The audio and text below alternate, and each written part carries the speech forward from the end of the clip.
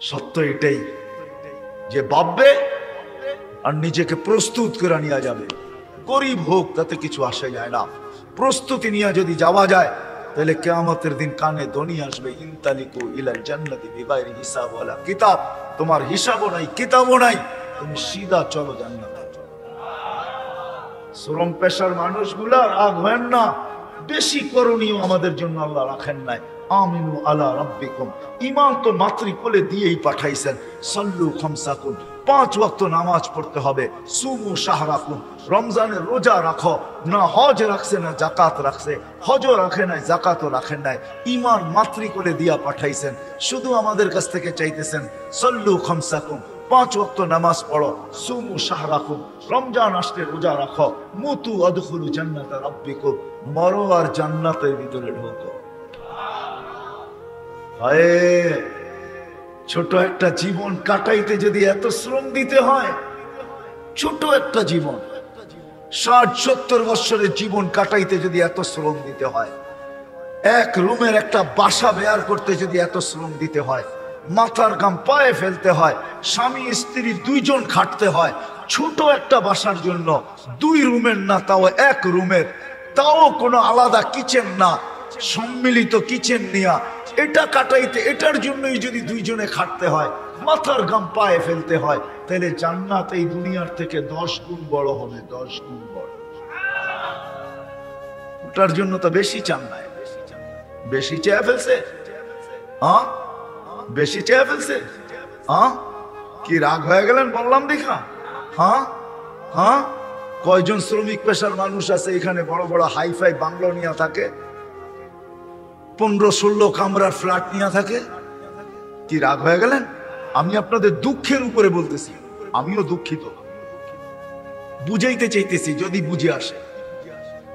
সামান্য 2 রুমের বাসার জন্য, সামান্য 1-2টা বাচ্চা নিয়ে চলার জন্য, 2 মুঠ ভালো খাওয়ার জন্য, বৎসরে 2টা ভালো কাপড় পরার জন্য, স্বামী স্ত্রী 2 জনকেই যদি শ্রম দিতে হয়, না হোক স্বামীকে যদি ওভারটাইম দিতে হয়, 24 ঘন্টার ভিতরে 18 ঘন্টা খাটতে হয়, যেই আল্লাহ এই দুনিয়ার থেকে 10 গুণ বড় জান্নাত দিবে, ওটার জন্য 5 ওয়াক্ত নামাজ চাইছে, বেশি চাইছে? বলেন, আপনাদের বিবেক দিয়ে বিচার করেন। আপনি বলবেন ওই জান্নাত কি সত্য? আমাদের নবীজি চোখে দেখা আসছে, সত্য। আজকে মানবেন না, কালকে মানবেন, আল্লাহ বাধ্য করবে, এটাও সত্য। আল্লাহ বলে দিছে, আজকে হয়তো তোমাকে ইচ্ছা স্বাধীনতা দিছি, বিদায় তুমি যা খুশি তা বলতে পারো, কিন্তু কালকে তোমাকে বাধ্য করব। কেমন বাধ্য? তুমি চিৎকার দিয়ে বলবে, রব্বানা ইন্নানা আবসারনা ফারজি'না আমাল সালিহা ইন্না লা মুকিনুন।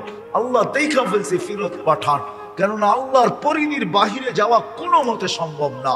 নিচে জমিন, উপরে আকাশ, এই পরিধি দিয়ে আল্লাহ আমাদেরকে বেষ্টিত করে দিয়েছেন, এটাকে ব্যাত করে কোথাও যাওয়া যাবে না। যদিও যাওয়া যায়, তার উপরেরটাও আল্লাহর। সাবআ সামাওয়াতিন তিবাকা, আল্লাহ বলে 7 আকাশ। কয়টা ব্যাত করবি? যেটা ব্যাত করবি উপরেরটা আমার। 7টা যদি ব্যাস করস তাইলে ফাওকা সাবঈ সামাওয়াতিন আরশুর রহমান, 7 আকাশের উপরে ব্যাত করে যদি পৌঁছস, ওইখানে তো আমি স্বয়ং নিজেই আছি। কই ব্যাত করবি? কোথায় যাবি? কোথায় যাবে ব্যাত করা? জমিন ব্যাত করা দুনিয়া চেষ্টা করছিল, কিন্তু ব্যাত করা যায় নাই। বিজ্ঞান যে চেষ্টা করে না এরকম করে নাই, চেষ্টা করছিল। আমেরিকা দেখেন আমাদের উপরে, নিচে দেখেন আমরা গ্লোবের ভিতরে, দেখেন ম্যাপের ভিতরে। ফুটবলটা নিয়ে দেখেন আমেরিকা আমাদের বিলকুল উপরে, মাথার উপরে, আমরা বিলকুল নিচে। ওইখান থেকে ছিদ্র করলে আমাদের এখানে চলে আসবে, চেষ্টা করছিল। 1 কিলোমিটার যাওয়ার পরে দেখছে আর ড্রিল মেশিন চলে না, পাথর আর পাথর, পাথর আর পাথর, ড্রিল ভাঙ্গা চলে আসে, সম্ভব না। আল্লাহর লগে পাঙ্গা নেওয়া যায় না, বুঝছেন না? ঢাকায় কথা বুঝেন, আল্লাহর লগে পাল্লা নেওয়া যায় না, সত্য এটা। ওই জান্নাতের জন্য কি চাইছে আমাদের কাছে? 5 ওয়াক্ত নামাজ চাইছে, আর কি চাইছে? নাইলে ওলামা কেন বলে আসসালাতু মিফতাহুল জান্নাহ? ওলামা তো বলে, আল্লাহ তো বলে, রাসূল তো বলে, ওলামা তো বলে 5 ওয়াক্ত নামাজ পড়, জান্নাতের চাবি হাতে নিয়ে আনে। বেশি চাইছে? হ্যাঁ, কি বলেন? বেশি? ছোট একটা 2 রুমের বাসার জন্য যদি সামান্য খাওয়ার জন্য যদি 60-70 বছরের জীবনের জন্য যদি মাথার গাম পায়ে ফেলতে হয়, রাত দিন খাটতে হয়, দেশ থেকে দেশান্তর হইতে হয়, হয় জীবনের ঝুঁকি নিয়ে সাগর পর্যন্ত পাড়ি দিতে হয়, তাইলে জান্নাতের জন্য তো বেশি চান নাই 5 ওয়াক্ত নামাজ চাইছেন। জান্নাতের জন্য তো বেশি চান না সারা বৎসরে 30 দিন রমজানের রোজা চাইছেন, আর তো কিছু চান নাই। ইমান তো মাতৃকুলে দিয়েই পাঠাইলেন। এই জন্য আসেন ভাবি, থাকবো না, ছিলাম না, কি নিয়ে যাব? যদি প্রস্তুতি নিয়ে যেতে পারি তাইলে আল্লাহর কাছে পরিচয় পাবো, পরিচিতি পাবো, ইজ্জত পাবো, স্থান পাবো, জায়গা পাবো, চির শান্তির জায়গা জান্নাত পাবো। যেটা রেডি, ওইখানে কিচ্ছু রেডি করতে হবে না, সব তৈরি আছে, শুধু যাবে আর ভোগ করতে থাকবে। সব রেডি করে রাখছে। মাঝে মাঝে দেখেন না রেডি ফ্ল্যাট, ঠিক না? হ্যাঁ, দুইটা দেখবেন খালি দেওয়াল ছাড়া কিছু নেই, ঠিক না? রেডি ফ্ল্যাট হইলো কি করে? হ্যাঁ, আমার খাট কই, আমার ফার্নিচার কই, কি এটার নাম রেডি? কি মনে হয় বোঝেন না, বুঝাইতে পারতেছি না। লেখা থাকে না রেডি ফ্ল্যাট, ঠিক না? হ্যাঁ, শুধু দেওয়াল দিয়ে রেডি, ঠিক না? বাকি তো সব কিনা নিয়ে যেতে হবে, ঠিক না?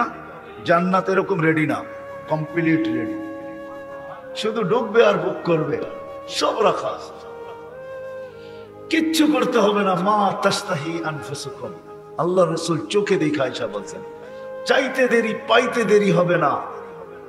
মা তাস্তাহি, যা মনে আসবে তা মিলতে থাকবে।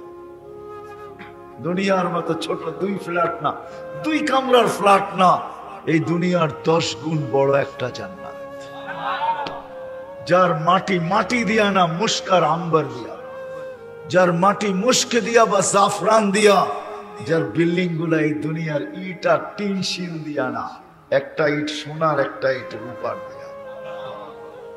সাহাবা পাগল ছিলেন না, আজকেও আল্লাহওয়ালারা পাগল না, আজকেও আলেম ওলামা পাগল না। যে ওরা পাগল এই জন্য এদিকে দৌড়াইতেছে, আমাদের পিছে পিছে দৌড়ায় না।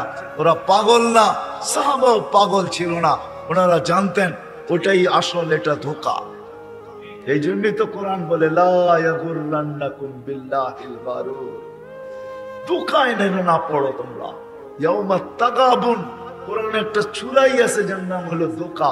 ওই সূরায় বুঝাইছে মানুষ ধোঁকায় পড়ো না, তোমাকে চলে যেতে হবে, তুমি চিরঞ্জীব না। ভাবো তুমি কিনিয়া যাবে, কিনিয়া গেলে তুমি আল্লাহর কাছে তোমার প্রস্তুতি হবে, কিনিয়া গেলে আল্লাহর কাছে তুমি পরিচয় পাবে, পরিচিতি পাবে, ইজ্জত পাবে, সম্মান পাবে। দুনিয়া এখনো চিত্র রাখা আছে, ইতিহাস রাখা আছে। ফেরাউনের কৃতদাসী হলে হবে কি, এখনো কবর থেকে সুদরান বাহির। বেলাল কৃতদাসার কালো হইলে কি হবে, তার বাড়ি দেখলে এখনো চোখে পানি আসে। হ্যাঁ হ্যাঁ সত্য, হাজারো কবর আছে দুনিয়াতে, এখনো এখানে দাঁড়াইলে চোখে পানি চলে আসে। কেন আসে আমি জানি না, কেন আমার চোখে আসছে এই জন্য আমি বলি, কেন আসছে আমি জানি না। যাকেই দেখি সেই কাঁদে। কেন কাঁদে জিজ্ঞাসা করলে বলে বলতে পারি না। কেন কাঁদো? বলছে জানি না কেন এখানে দাঁড়াইলে চোখে পানি আসে। সত্য এটাই। আসেন, প্রস্তুতি নেই, বেশি কঠিন ছিল না আমাদের জন্য। আমরা যারা শ্রম পেশার মানুষ, দুনিয়া বেশি পাই নাই, আমরা বেশি পাই নাই। প্রস্তুতি সহজ, নারীর জন্য সহজ, ধনীর জন্য সহজ, গরিবের জন্য সহজ, শাসকের জন্য সহজ, প্রত্যেক ব্যক্তির জন্য প্রস্তুতি সহজ, যদি সে প্রস্তুতি নিতে চায়। আর যদি না নিতে চায়, জীবনটা কেটে যাবে। ওইটাই সত্য হবে, থাকবো না, যেই কোনো মুহূর্তে উঠায় নিবে। কিন্তু প্রস্তুতি ছাড়া গেলে, প্রস্তুতি ছাড়া গেলে আমারটা আমাকেই ভুগতে হবে, আমার ভোগ কেউ ভুগবে না। সত্য এটাই, কেউ আমার দিকে তাকাবে না। আর যেটা আল্লাহ রসুল বলছেন এটাই সত্য। আমি দোজক শুনাইতে চাই না আপনাদেরকে যে দোজকে কি রাখা আছে, কিন্তু এতটুক শুনেন, একজন দোজগীর বসতে 470 কিলোমিটার জায়গা লাগবে। দেহটা কিরকম মোটা হবে? কত? 470 কিলোমিটার জায়গা লাগবে শুধু বসতে। দেহটা কিরকম মোটা হবে? 470 কিলোমিটার। ওই পাহাড় আমি 4 বার দেখছি। আল্লাহ রসুল বলছে এই পাহাড়ের মতো এক একটা রান হবে, জাবালে বায়দা, যেটা ইয়ামানে রাখা আছে। ওই পাহাড় দেখা ছাড়া আপনাকে বোঝানো যাবে না যে রানটা কত বড় হবে। এক এক দোজগীর উপরের মারিটা হবে 160 কিলোমিটার, নিচেরটা 160 কিলোমিটার। চেহারাটা কিরকম বিকট হবে মনে হয় বুঝাইতে পারি না। আর এক এক জান্নাতীর শরীর কিরকম হবে, 120 ফিট লম্বা হবে, সিনাটা 7 হাত চওড়া হবে। ইসুফ আলাইহিস সালামের মতো রূপ হবে, ইসুফ আলাইহিস সালামের মতো রূপ হবে। আদম আলাইহিস সালামের মতো লম্বা হবে, ইসুফ আলাইহিস সালামের মতো রূপ হবে। দাউদ আলাইহিস সালামের মতো গলার আওয়াজ হবে, আমাদের নবীজির মতো আখলাক হবে। ঈসা আলাইহিস সালামের মতো বয়স হবে, মুসা আলাইহিস সালামের মতো শক্তি হবে। 100 পুরুষের যৌবন শক্তি হবে। জুরদুন মুরদুন মুখালুন, দাড়ি থাকবে না, মোছ থাকবে না, চোখে সুরমা লাগানো থাকবে। ইসুফ আলাইহিস সালামের মতো রূপ হবে, বোঝেন ইসুফ আলাইহিস সালামের রূপ, এরকম রূপসী। এই জন্য আসেন, প্রস্তুতি নেই, নিব ওয়াদা পাক্কা। বেশি কিছু না আমাদের প্রস্তুতি, এই উম্মতের জন্য বেশি না। একের ভিতরে 100 রাখা আছে, একের ভিতরে পুরা জীবনের প্রস্তুতি একটার ভিতরে রাখা আছে। এই জন্যই তো আমি হাতে পায়ে ধরা বলি, এই উম্মত যদি শুধু 5 ওয়াক্ত নামাজ পড়তো আর কিচ্ছু দরকার ছিল না। 5 ওয়াক্ত নামাজ, আল্লাহ রাসূল বলছে ইদা সালুহা সালুহা সাইরুল আমাল, নামাজ ওকে, জীবন ওকে। শুধু 5 ওয়াক্ত নামাজ একজনও যদি না ছাড়তো, আজান হইতে দেরি যে যেখানে ওইখানেই দাঁড়ায় গেছে। ফ্যাক্টরিতে তো ফ্যাক্টরিতে, মেইলে তো মেইলে, অফিসে তো অফিসে, আদালতে তো আদালতে, খেতে তো খেতে, খামারে তো খামারে, রোডে তো রোডে, ঘাটে তো ঘাটে, হাটে তো হাটে, বাজারে তো বাজারে, বাড়িতে তো বাড়িতে, ঘরে তো ঘরে। যে যেইখানে আছে ওইখানে যদি দাঁড়ায় যেত, যেইখানে আছে ওইখানে যদি দাঁড়ায় যেত। আসেন, আল্লাহ আমাদের জন্য কঠিন করেন না, সহজ। এক জিনিসের ভিতরে প্রস্তুতি, 5 ওয়াক্ত নামাজ। কি রাজি? কে কে ওয়াদা করতে পারি? পাক্কা কিন্তু না কাচ্চা? আজকের থেকে কোনো অবস্থায় নামাজ ছাড়বো না, সত্য। আল্লাহ আমাদেরকে আমল করার তৌফিক দান করেন। আর দ্বিতীয় হলো, যাই না বুঝা আল্লাহর নাফরমানি কখনো করবো না। কিছু নাফরমানি আমরা যাই না বুঝা করি, যাই না বুঝা কিছু নাফরমানি করি। পিছনে যেটি গেছে ওগুলা বাদ দিলাম, সামনে যেটি আসতেছে এটা দেখাইতেছে। সামনে একটা নাফরমানির দিন আসতেছে, 14 তারিখ। কি তারিখ? কি তারিখ? 14 তারিখ। যাই না বুঝা আল্লাহর নাফরমানি কখনো করব না। হতে পারে আল্লাহ নারাজ হয়ে গেল। এখন দূরে শুনতেছি তুর্কিতে এই 7.8 ভূমিকম্প আমাদের দেশেও আসছিল 5-6 বছর আগে, কিন্তু কোনো বিপর্যয় ঘটে নাই। একজন মানুষ মারা গেছে, তাও সে উপর থেকে লাফ দিয়া পড়া মারা গেছে, নাইলে সেও মারা যেত না, কোনো বিপর্যয় ঘটে নাই। এই 7 পয়েন্ট আজকের দিনে 16,000 পার হয়ে গেছে তুর্কিতে। 16,000 না আরো কত 16,000 চাপা পড়া আছে, কেউ জানে না। উদ্ধার অভিযান পূর্ণ হলে জানা যাবে কত হাজার গেছে, কিন্তু আমাদের দেশে কোনো বিপর্যয় ঘটে নাই। এটারও কারণ আছে, হুজুর চলে আসছে, আর বাড়াইতে চাইতেছি না, কারণ আছে। কিন্তু পায়ে ধরে যুবকদেরকে বলবো, আল্লাহকে নারাজ না। 14 তারিখের 1 মাস করছি ফুটবল নিয়া, আল্লাহ হয়তো সয়া গেছেন। তারপরে 31st নাইট নিয়া করছি, সয়া গেছেন। সামনে আসতেছে 14 তারিখ, আল্লাহকে নারাজ না। কি করব? হ্যাঁ, পাক্কা না কাচ্চা? তাইলে কিন্তু সবাইকে ভুগতে হবে। এখন কিন্তু বাংলাদেশ এক সুরক্ষা, আধ্যাত্মিক সুরক্ষার চাদর দ্বারা লেপটানো আছে। 30,000 হেফজখানার কারণে, মাদ্রাসা মক্তবের কারণে, মসজিদ আর হক্কানি পীরের খানকার কারণে, হক্কানি ওলামাদের কারণে, এরকম আল্লাহওয়ালাদের কারণে বাংলাদেশ সুরক্ষার চাদরে লেপটানো আছে। বিদায় কোনো বিপর্যয় বাংলাদেশ এই পর্যন্ত দেখে নাই। কিন্তু পায়ে হাত দিয়া বলতেছি, আকাশের কালার ভালো মনে হয় না। ডেলি সকালেই উঠলে দেখি আকাশের কালার জানি কেমন কেমন দেখা যায়। সারা রাত্রি তো রোডে থাকি, তো আকাশের কালারটা বেশি ভালো দেখা যায় না। মনে হয় আল্লাহ এই সুরক্ষার চাদর উঠায় না আনে, আর আমাদের উপরে নারাজ না হয়ে যাক আমাদের গুনার কারণে। এই জন্য বাড়তি গুনাহ দিয়ে আল্লাহকে নারাজ করবো না। এগুলা সব বাড়তি গুনাহ।